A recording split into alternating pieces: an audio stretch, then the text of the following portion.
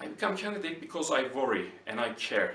I care about our island, I care about our people, I care about our youth, I care about my generation and next generations. But the politicians and the political parties, it seems like they don't care. They got used to the occupation, they got used to the status quo. They're taking advantage from the status quo with their seats, with their backdoor negotiations, with many kinds of stuff. We know about it. And I reject getting used to the occupation. Because I know in the north occupied part, the Turkish-speaking Cypriots are finishing. There are full-blown genocide happening in the north. And there are 1.5 million illegal Turkish settlers living in the north today, and only 100,000 remained Turkish-speaking Cypriots. And I know that in 5 years, this is gonna be so much less, and in so close time, the second phase of the occupation will continue to the free lands of Cyprus. I don't want to leave this. I don't want my kids to leave this, because there is one important saying I will never forget, then xeno. I will never forget. They forgot, and that's why I am candidate. Even though I am one of the youngest candidate in this race, I started my political life in very early age, because I always say living in Cyprus and being Cypriot is enough to be in the political scene. If you remember, in 2011 we had a huge demonstrations against Turkey in the occupied land. Around 80,000 Turkish-speaking Cypriots joined it, and it was probably the biggest demonstration in the history of Cyprus. And I was leading a youth organization called Novambaki at that time. Then I moved to Czech Republic, Sweden and the United States, and become part of the local political movements over there. Then with our friends from the Novambaki organization and the other Turkish-speaking Cypriots, we created an organization called World Union of Turkish-speaking Cypriots, WUTC.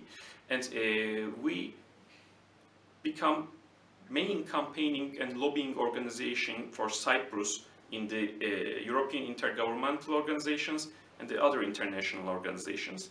Later, when we got the support from the Greek-speaking Cypriot community as well, and our memberships are rise, we changed the name of the organization to Union of Cypriots, Enosis Kyprion Kıbrıslılar Birliği. And right now I am the current president of this organization.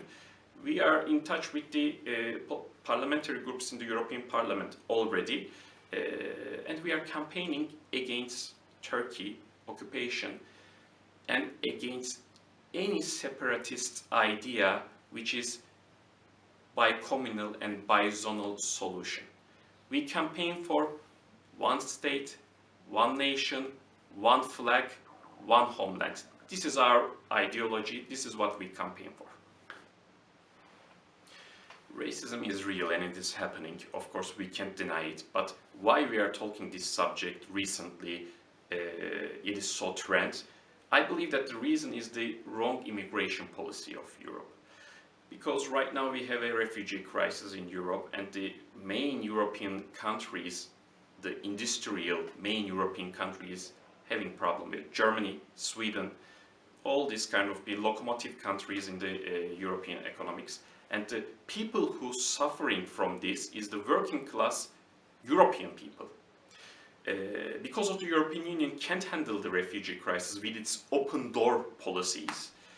Right now, we become, as a Europeans, become hostage of Turkey.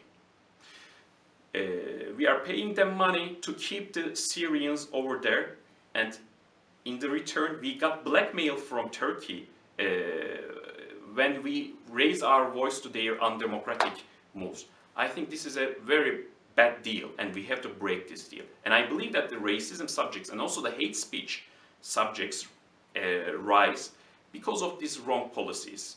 And we have to fix it. And in European Parliament, we can do it. When we talk about the unemployment, we can't separate it to the youth affairs, because what we have in this country problem, the young generation can't see their future, can't see their front because of the unemployment issue. And what is the reason behind it? I believe the wrong economical policies of the Republic of Cyprus. All governments just created the policies to save the day.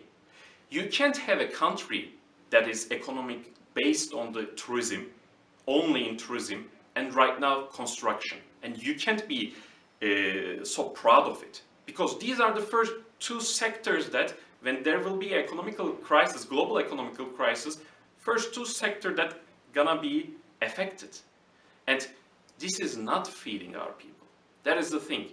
Agriculture, this is one of the most heavy industry. The government has to give funding, grants, and help, create easiness for the entrepreneurs in these subjects.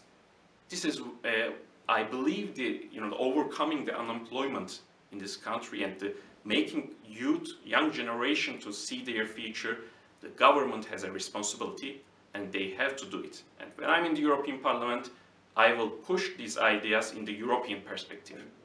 Gender equality is a huge, important topic, especially in Cyprus, because of the regional wise. When we look at the Parliament of Cyprus, we can see that there is no equality there. When we look at the business, when we look at the employment data, we can see that there is a gender inequality is going there. I believe that European Union has to make some radical decisions and radical restrictions about it, to put this value, gender equality value, in our politics, in our identity all over Europe. We need this, because nowhere in the Europe, when you look at the data, there is huge inequality is going on between men and women.